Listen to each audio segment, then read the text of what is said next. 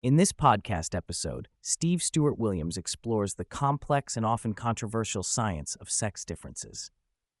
The discussion covers a wide range of topics, including the history and sensitivity around sex differences, the biological basis of sex, the interplay of nature and nurture, evolutionary explanations for behavioral and psychological disparities, and the implications of these differences in society.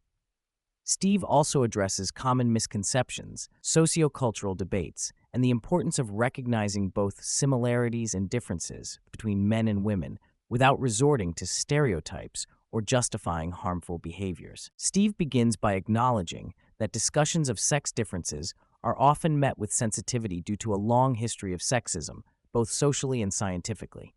Early scientific work sometimes perpetuated harmful stereotypes by dismissing women's intellectual capacities, which understandably leads to wariness today. Despite this, Steve argues that modern science disproves these outdated sexist ideas and that recognizing sex differences need not conflict with treating men and women respectfully or supporting equality. The fascination with sex differences stems from their fundamental role in understanding human behavior. Steve shares how evolutionary psychology provided him with a revelatory framework that made many aspects of human behavior clearer, much like finally understanding the phases of the moon. He emphasizes that interest in sex differences is not rooted in sexism, but in genuine curiosity about what shapes human nature and how that knowledge can inform better societal outcomes. Steve outlines the biological definition of sex based on gamete size. Males produce small gametes, sperm. Females produce large gametes, eggs. This binary is consistent across almost all sexually reproducing species.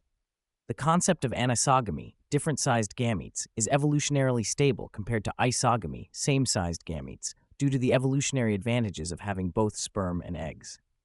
Steve also discusses intersex variations and within-sex variability, stressing that these do not contradict the basic binary, but instead add nuance to it. Addressing the perennial nature versus nurture debate, Steve acknowledges that socialization impacts sex differences, but argues that it does not fully account for them. He presents 6 lines of evidence for innate contributions, including early appearance of sex differences in childhood, resistance of differences to cultural change, persistence over time, hormonal correlates, cross-cultural universality, and parallels in other species. These multiple converging lines suggest biological factors play a significant role alongside social influences. A provocative finding discussed is that in more gender-equal societies, some sex differences in behavior and preferences are actually larger, not smaller, contradicting social role theory and patriarchal explanations. Steve confesses his initial surprise at this, but notes that it aligns more with evolutionary predictions. Various rebuttals from sociocultural perspectives are considered, including how siloed social environments might affect self-perception, but the paradox remains a challenging phenomenon. Physical sex differences such as reproductive anatomy, upper body strength, and voice pitch are among the largest and have little overlap. Psychologically, most sex differences are modest, but the strongest ones include sexual orientation patterns, men predominantly attracted to women and vice versa, as well as differences in preferences and behaviors related to reproduction, risk-taking, aggression, and parental investment. The discussion pivots to evolutionary theories explaining why sex differences exist. Central is the disparity in maximum potential offspring number created by differences in parental investment. Female mammals typically invest heavily in offspring through pregnancy and care, while males can potentially father many offspring with minimal investment. This leads to greater male reproductive variance, driving selection for male competition, aggression, and mating strategies favoring quantity, while females are choosier and more invested.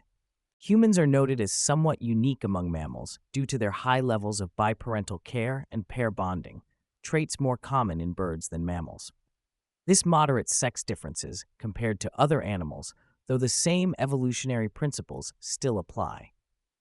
Men have greater reproductive variance than women, but with less extreme skewing than in many other species, due largely to male investment in offspring. Men show a stronger average interest in casual sex and sexual variety, linked to evolutionary pressures to maximize offspring. Despite societal change, these differences persist but are somewhat muted by biparental care.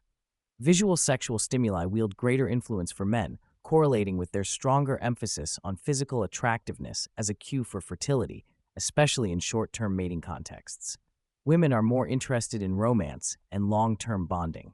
Men tend to overperceive sexual interest from women, a bias explained by evolutionary smoke detector logic favoring false positives over missed opportunities. Both sexes share preferences for kindness, intelligence, and attractiveness, but men weigh looks more heavily in long-term mates, while women prioritize resources and status more. In short-term contexts, women's emphasis on physical attractiveness rises, reflecting different strategic goals. Gay men and lesbians provide clearer windows into sex-specific mating strategies without the compromises present in heterosexual partnerships.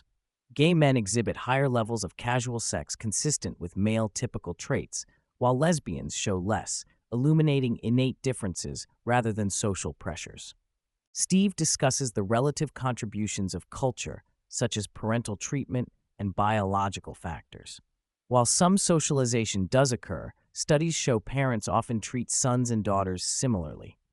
Behavioral genetic research reveals that shared environments have less impact on personality and preferences than once thought, further supporting the role of innate influences. Men and women both experience jealousy, but men are more distressed by sexual infidelity due to paternity uncertainty, whereas women are more upset by emotional infidelity due to risks of partner desertion and lost resources.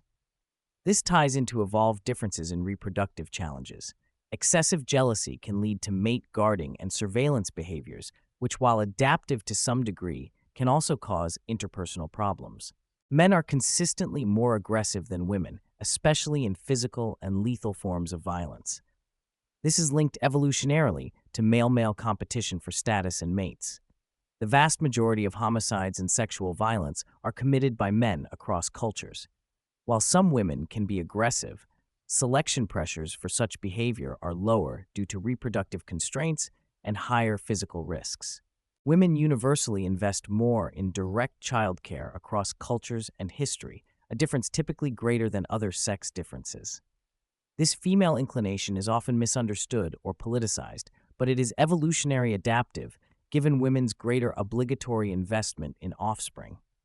The kibbutz experiments in Israel illustrate that even in egalitarian setups, women often resist relinquishing primary caregiving roles, implying biological inclinations persist despite cultural engineering. When examining personality traits, women tend to score higher on neuroticism and agreeableness, reflecting greater emotional sensitivity and social attunement, while men tend toward higher risk-taking and aggression. Interest-wise, the people-things dimension shows significant sex differences. Women prefer people-oriented roles and men things-oriented careers.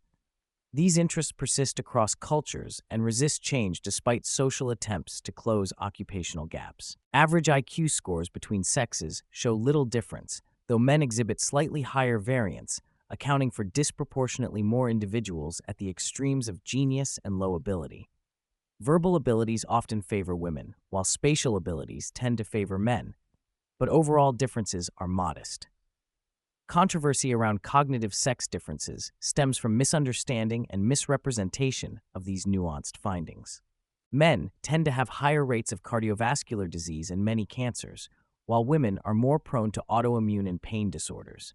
Men die younger on average, a difference linked to testosterone's biological costs. Castration studies exemplify how testosterone influences lifespan. Risk-taking behaviors also contribute to male mortality, illustrated starkly by the disproportion of men among both Darwin Award recipients and heroic awardees. Women have higher rates of depression and anxiety, linked partially to higher neuroticism and greater evolutionary tendencies for self-protection. Men are more prone to schizophrenia and antisocial personality disorders. ADHD and autism spectrum disorders are more common in males, consistent with behavioral differences in activity and attention. These disorders present differently across sexes, complicating diagnosis and treatment. Steve stresses that both exaggerating and denying sex differences have harmful consequences. Overemphasis can reinforce gender stereotypes and justify inequality, while denial can lead to ineffective policies, misdiagnosis in healthcare, and neglect of genuine male or female specific issues. A balanced understanding leads to better social outcomes, respects individual differences, and avoids the pitfalls of the soft bigotry of male expectations. Steve advocates for transparency and education about sex differences while respecting individual variation. He promotes his Substack newsletter as a source of ongoing scientific insights and encourages nuanced, evidence-based conversations free of ideological distortions.